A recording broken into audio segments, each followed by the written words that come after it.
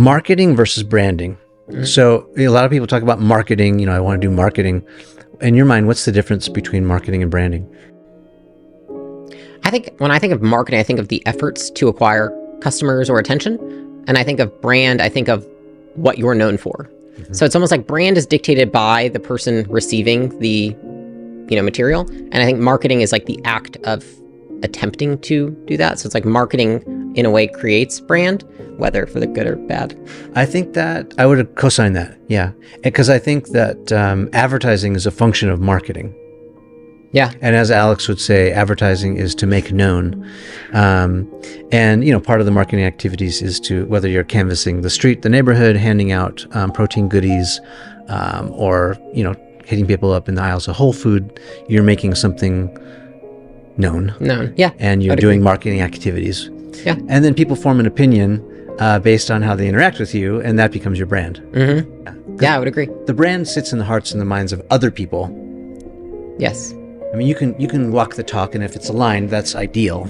Yeah. Right. If you say if you are who you say you are, then that is aligned. But sometimes it's not, and that's where you run into trouble. Yeah, I think that most more often than not that way. Okay, so you wanted to learn marketing. It wasn't happening at this gym because they were either old school or they just weren't into it. Then what happened? So then I was competing at that point in terms of in bikini competitions, which were like just starting at that time. The division had just opened. Okay. And this is for people who don't know this category. Yeah.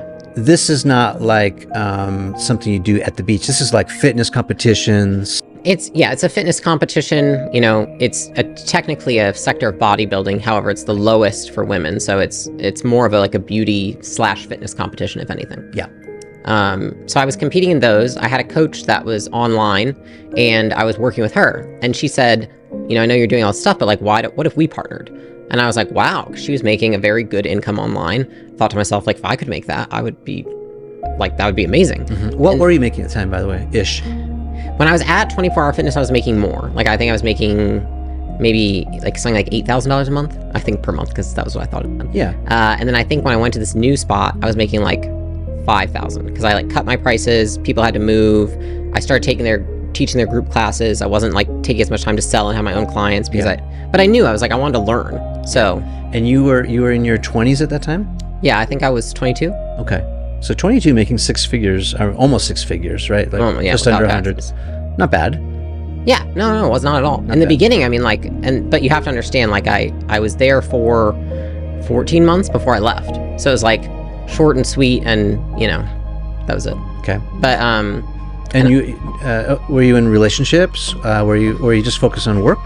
No, I was not in relationships. Yeah. The context behind that question is, I know a lot of people who are watching this, they feel like they've got to choose between, what are there's three choices, you can have friends, you can have relationships, you can have a successful business, whatever, choose one of those, choose two of those, and not all of them. Was that your mindset, or were you even thinking that way? I think that I had been in a pretty low spot prior to maybe the 2 years prior to moving there. So I had been drugs, alcohol, I was getting arrested all the time. Yeah. You're messing your life up. Yeah. And I felt at that point, I was I just need to work on myself because at this point, anyone that's going to date me is not anyone I want to date. And so when I moved out to California, I was I'm trying to better myself so that when I do want to date somebody, it's actually somebody I would like to date as well. Yeah. So that was kind of my focus at that point.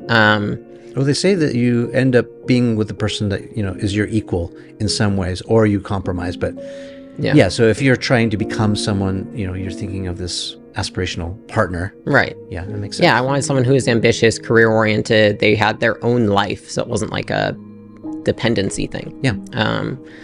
So this online woman that was training me, basically helping me with the bikini competitions, she proposed that. So on the weekends, I started helping build almost an online portal, which back in the day was very novel to have an online portal with training information, all these things in there.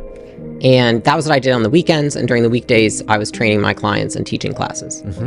Hustling, just working. Yeah, I didn't do anything but work. Yeah. And I didn't really have any friends because I just moved there. And most people drank or something. I was trying not to. So it was I didn't really want to be around it at that point. And maybe we'll just give a little bit of the backstory. I mean, you basically turned your life around. I mean, you have said and shared pictures I've seen them on Instagram where, you were this kid who was not in shape. Yeah. And then you grew into this young woman who realized her potential and wanted to be something different and completely turned things around 180 degrees.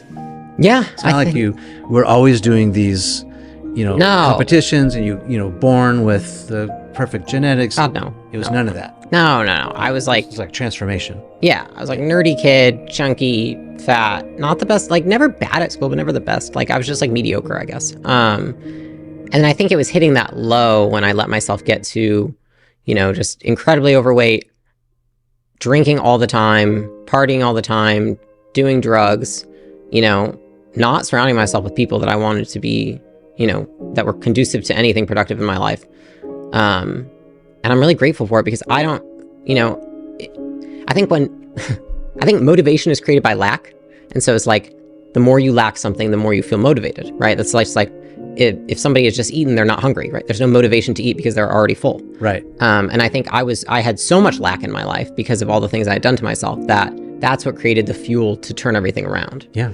And go so far in the other direction. You know what I mean? It wasn't like, oh, I'm going to go like a few steps and like, just lose weight. It's like, I'm going to lose weight. I'm going to compete in these competitions. I'm going to build an insane career. Like I just had so much motivation to go so much farther. So it almost felt like a slingshot.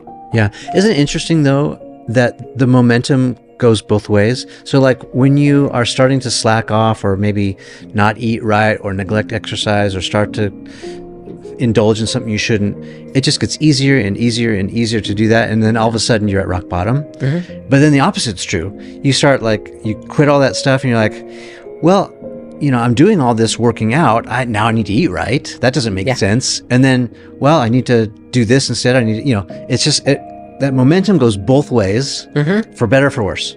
I think it's almost confidence, right? It's like you do one thing and then you believe you have the confidence to do the next thing. It's like, well, if I can work out, I can also eat a little bit better.